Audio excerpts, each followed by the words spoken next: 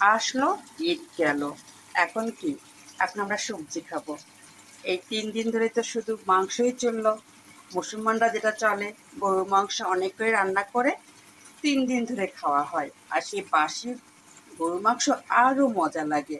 তবে 4 দিনের দিন বাচ্চারা চায় সবজি ভর্তা এটা ওটা, তাই ভাবছি আজকে একটা সবজি রান্না করবো। অলরেডি আমি সবজির জন্য সব কিছু দিয়ে দিয়েছি। আমি আগে ডাউলটা দিয়ে দিব। ডালটা আগে একটু কষাই নিব, তারপরে আস্তে আস্তে করে সব সবজিটা দিয়ে দিব। এর মধ্যে আছে ডাউল, কচুর ডাঁটা, পটল, আলু, বেগুন। মানে ঈদের আগে যা সবজি ছিল তাই একটু একটু সব কেটেছি, কেটে বসিয়ে দিলাম। কারণ এই সবজিটা খুব পছন্দ করে আমার বাচ্চারা।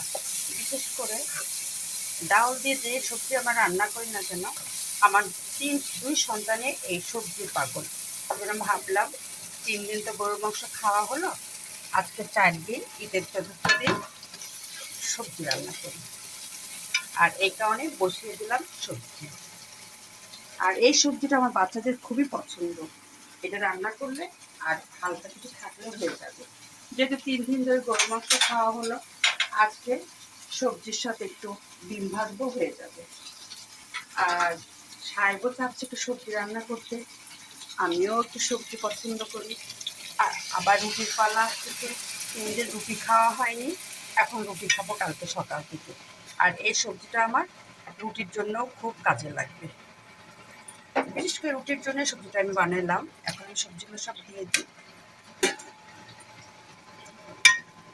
কারণ সকালবেলা রুটি খেতে হলে সবজি লাগবেই আমার।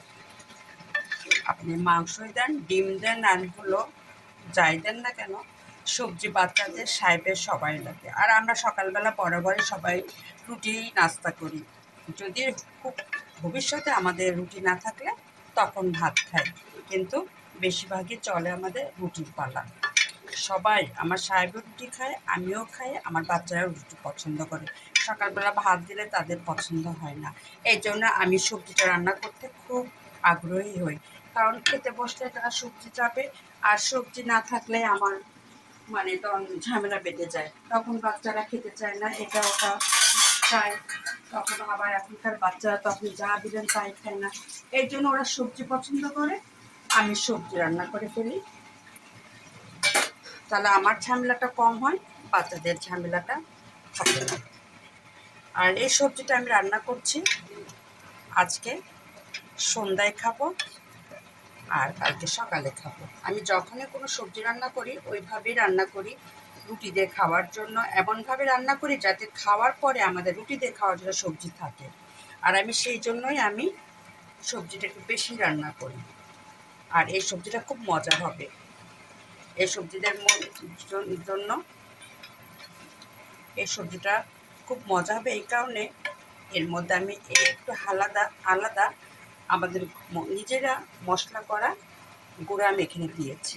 অন্যদিন দিই না, আজকে দিয়েছি, যেহেতু ঈদের জন্য করেছিলাম এই মশলাটা। আর আমরা প্রতি বছর একটু আলাদা স্পেশাল তরকারির জন্য একটু মশলা করি, আর এই জন্য সবজিটা মজা হবে। আজকে ঈদের 4র্থ দিন সবজি খাবো আর ডিম খাবো।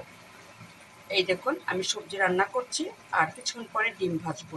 এইটা গরম গরম ভাত দিয়ে আজকে রাতে আমাদের খাওয়া হবে, আর বাকি সবজি থাকবে কালকে রুটি খাওয়ার জন্য। এখানেই রাখলাম, আল্লাহ হাফেজ। আমার সবজি হতে থাকুক।